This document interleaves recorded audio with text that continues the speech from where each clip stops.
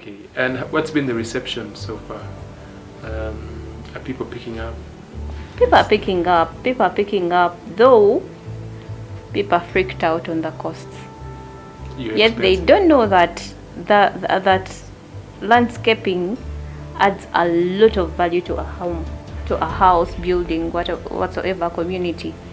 Yeah, our community is diminishing because there's attention wasn't given to landscaping. That's why you see that roads are dying out. We have bad roads, all that. There weren't landscapers. The people they call landscapers are planting flowers and not doing more. Okay, and do you propose solutions for that? Have you spoken to the authorities? I've tried, but we all know our country. But I believe with time, the right person will pick us up. Yeah. Okay, and what machinery do you use apart from a lawnmower? Machine. We have softwares. We first create a concept. When if I come to your home, Mr. Massa, and I tell you I can do this, I have to first produce it in a picture form for you to see, okay, this is what you're going to do. Okay, so you need a computer for that. I need a computer. What hardware do you? The hardwares. We have 3D Max.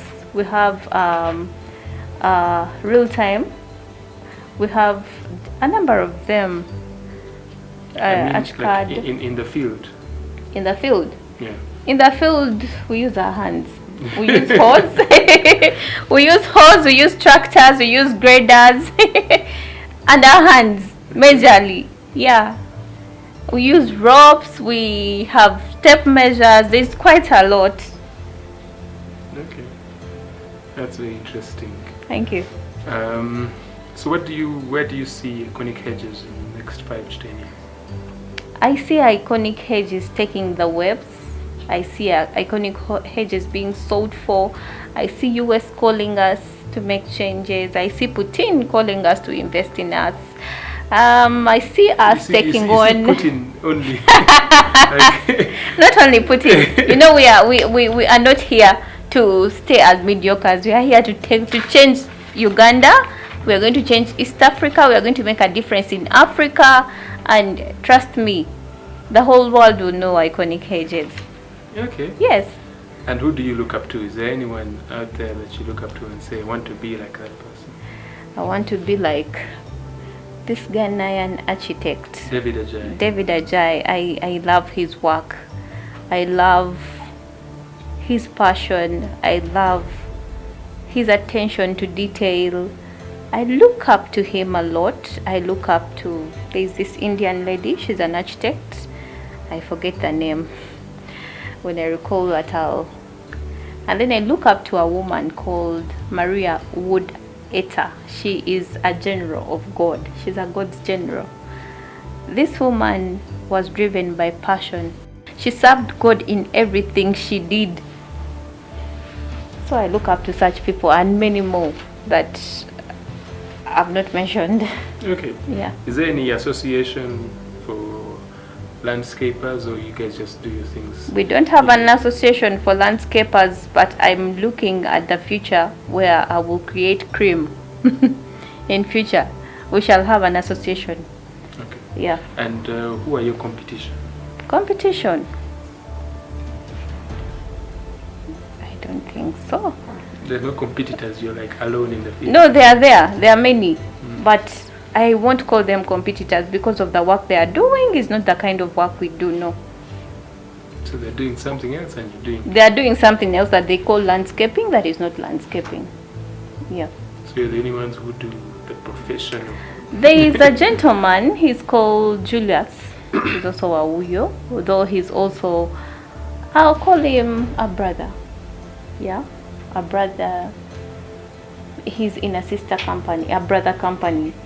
He's doing good work, yeah. These guys are doing great work. They are people, I don't say competitors, but I look up to them at a certain extent. Okay. Tom Wauyo is in my team, but I also look up to him. Yeah, he's doing very good work and very calm and collected man. And he's been here before me, so I honor these guys. Okay. Yes. So, you said a lot of the competition do things you don't do, so you sort of don't consider them. What they are doing, I'll first ask you guys. You have seen the roads of Kampala, right? And most of these roads have been done. What do you think of the work that has been done with the roads, the flowers, and the plantings on the roads of Kampala? That's the simplest example I would ask. Is that work impressive? A lot of it, well, there was a report, I think, by the UN or something, that says Uganda's urban centers about 75% unplanned. Thank you. So there's a huge challenge. Exactly. The whole country is terribly planned. So is that your... Now, that's not my work. Your motivation to say that? And that is one thing that moves me to say that I can do much more. I told you recently that I can turn Kampala upside down. Yeah. To a vision that people are keeping in mind to practice. Have you thought about doing it besides just saying, I can do it? Yes, I've thought about doing it. Have you developed a plan and said, okay, in 10 years' time, I want to get a tender to redesign Kampala? I am working on that. I would love to redesign Kampala. Kampala has been done by people who refer to themselves as landscapers, but that is not landscaping. They are planting flowers. I will not even call them gardeners, because a gardener knows what to place where and when. They are just making money. You know? They are just making money and keeping our country behind. But in future, I look forward to. And the future is tomorrow. It's now, you know. So if called upon any time, I am ready. Yes. Okay, we look forward. Thank you. You know, you probably have to do some big projects to get them to see what you're doing and things like that. Have you thought about? The projects are there. The big projects are there. Yeah. Okay, so how do you reach customers? I mean, a lot of people in the audience may not have known about you before. How do people get to know about you? Do you do adverts? First and foremost, referrals. Secondly, social media. Now, social media has done a lot of marketing for me. Facebook? Exactly. Twitter, Instagram, are you on all those? Social media, Facebook, Twitter, Instagram, WhatsApp. I'm so aggressive. And these have brought me clients. Majority of my clients have been got of social media. Yeah. Okay. And do you have any unique offerings? I saw a house made out of a container. Yes. Tell us about such unique... Now, these unique offerings, how we came up with this house made out of a container is, I met a 35-year-old young gentleman who told me he bought land in Zirowe, but he really feels it's going to take him time to get the money to build a home that he loves. So how do we come up with container homes? I met a friend, he's called Enoch Nangak, and he has always done container homes slowly by slowly, and he hasn't had the market. So I asked him, why don't we get on board? We are all youth, you know. Get on board. I have clients who have land, but they cannot afford to build a dream home or a home of their own, and they are tired of renting. So he told me, how can we do this? So we come up with a plan and create a container home with a good compound and everything at a low cost. Imagine you have a self-contained home at only 35 million. That's a lot of money. It's reasonable enough looking at... That's roughly about $10,000. But you know, for an ordinary Ugandan, you know, maybe a young person who's just out of school or with an entry-level job and have a small piece of land. Okay, hold on. I'm coming to that. The 35 million will give you a compound with grass and a few trees about 4-5, you know, and then a 2-bedroomed house.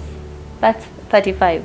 But as low as 10 million, you can have a container house, self-contained, with a living room, a bedroom, a kitchen, with everything.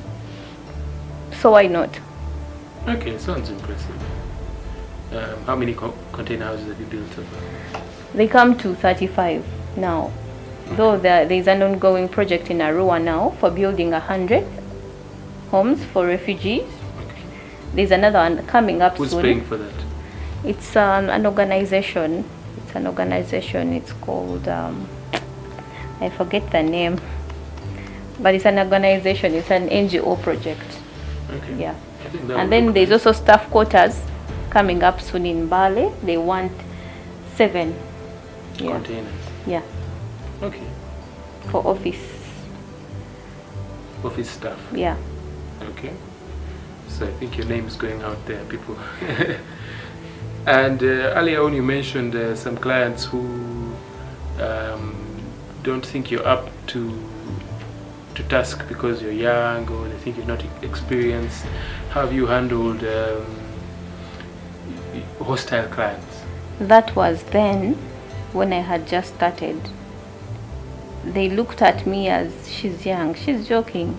For us, we have a gardener in the village. This man is 70 something. He has been planting up.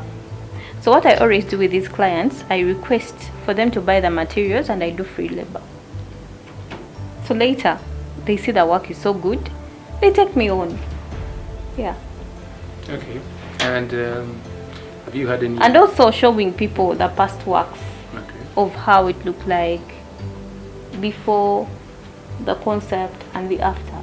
It gives them confidence. Yeah. Okay. What's been your best moment since you started the business? My best moment is has been an impressed customer, an impressed client. That has been my moment of glory. A client that tells you you have worked my vision to practice. You have brought it to life. I have had several of those, and I can't thank God enough. And what's been your worst moment? My worst moment, a client who never pays. I've had clients who tell you work, you start working, they give you too much hope, and then out of the blue, You don't sign contracts. they don't show up again. You don't sign contracts before you do the work.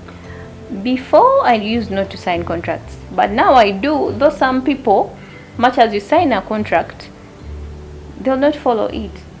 Yeah, but then you can sue them. Do you have a company You're going to lawyer? sue them, but they have the law. You know, they have the law. This is Uganda. So do you. They have the law. Okay. Yeah. Interesting. Have you received any awards so far? Any recognition? Yes, I've received an award. NEMA gave me an award. Mm. Yeah. To them, I am preserving the environment. Mm. I am creating a safe, secure, and healthy environment. Mm. Yeah, that was 2 weeks back. And I got a backyard gardener's reward for being the best customer service. And Rotary gave me a certificate. They also appreciated my services. Which one? Rotary Club of where? Mukono. Okay. They invited me to speak about the biodigester, and then they called us to do a demo at a school, and it has worked perfectly well. Said the Children International has given me an award as well for giving them the best services. The biodigester also worked for an orphanage school in Uganda. Yes. Okay. Yeah.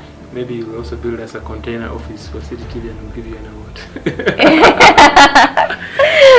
Okay. I will be glad to do that. Be able to eat from your home. That's the uniqueness with Iconic Hedges. We encourage our clients to be able to eat and feed from their homes. If I plant for you a flower, what benefit does it have to your health?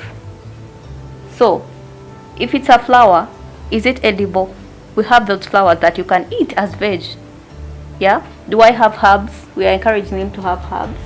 Medicinals. These are all improving malnutrition.